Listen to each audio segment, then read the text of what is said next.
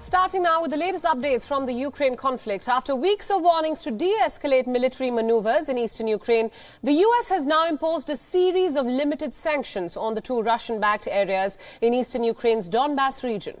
The move came after President Putin signed a presidential decree recognizing the independence of the separatist regions in eastern Ukraine, Donetsk and Luhansk. US President Joe Biden signed an executive order on Monday imposing penalties which target these two particular Moscow-backed breakaway regions.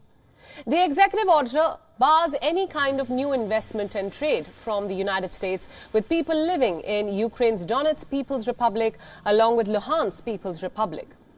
The recognition of the separatist regions have triggered international condemnation and a promise of broader targeted sanctions from the US and the European Union.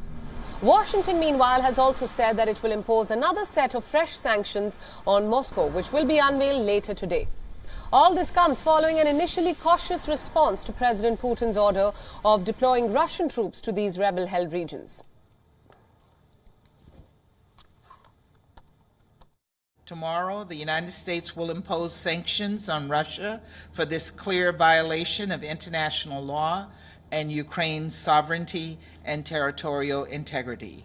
We can, will, and must stand united in our calls for Russia to withdraw its forces, return to the diplomatic table, and work toward peace.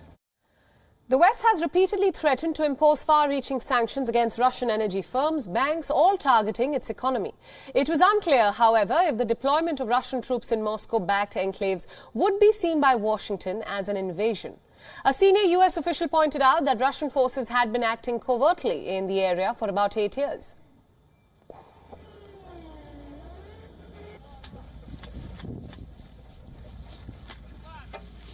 Now, for more insights, joining us now live from Berlin is Ben Aris, the editor-in-chief and founder of BNE IntelliNews. Ben, thanks so much for joining us on WION World is One. Pleasure to be here.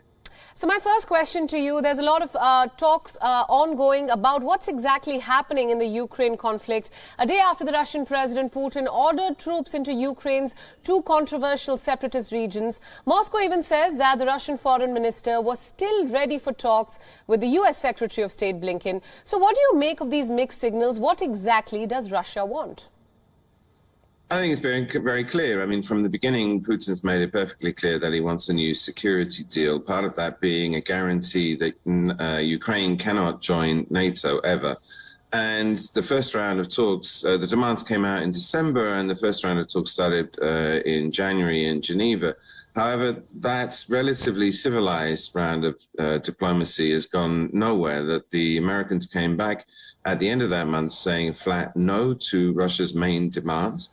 And parallel to that, Macron has led an EU round of diplomacy where the emphasis shifted to implementing this Minsk II peace agreement, which specifically is aimed at bringing peace to the Donbass, which is being destabilized because Russia's covertly put troops into there. Right. What we're seeing now is that that round is coming to an end. And so Putin has escalated. He's turned up the temperature by declaring that they're going to recognize the independence and hiving off a chunk of Ukraine, or at least threatening to. And moreover, now overtly admitting Russian troops acting on what is seen as Ukrainian territory.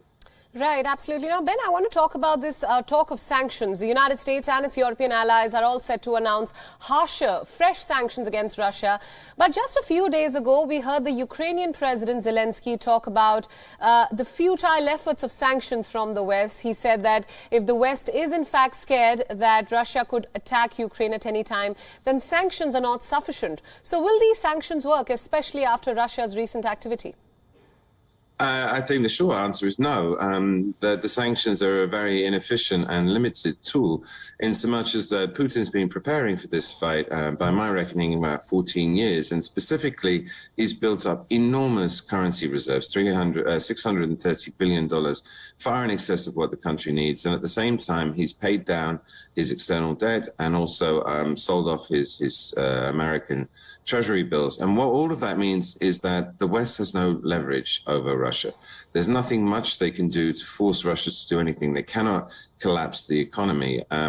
So the sanctions are symbolic. They should be imposed. Right. But in terms of being a tool to force Putin to do anything, they're fairly ineffective. And Zelensky's right in that sense. You know, from his perspective, Zelensky's saying, let us join NATO. That's really the only solution. That's the only thing that's going to guarantee our security, because we're not going to be able to stop what just happened yesterday, where Russian troops arrive on what still is internationally recognized Ukrainian sovereign territory.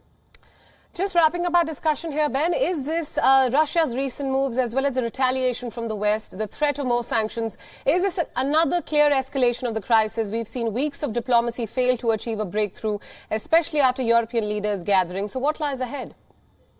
Absolutely. I'm convinced that Putin's not going to back down. As I say, I think he's been preparing for this particular fight for a decade. It's his big legacy issue, is to settle the status of Ukraine.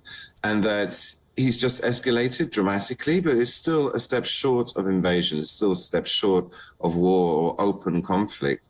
However, if this move fails to produce any results in terms of getting his security deal, then he will escalate again. And, you know, it could end up as a hot war, and then the West would have to do a peace deal. And part of that deal might be the security deal he wants. So this is not going to go away. And unless there's a deal, it could only get worse.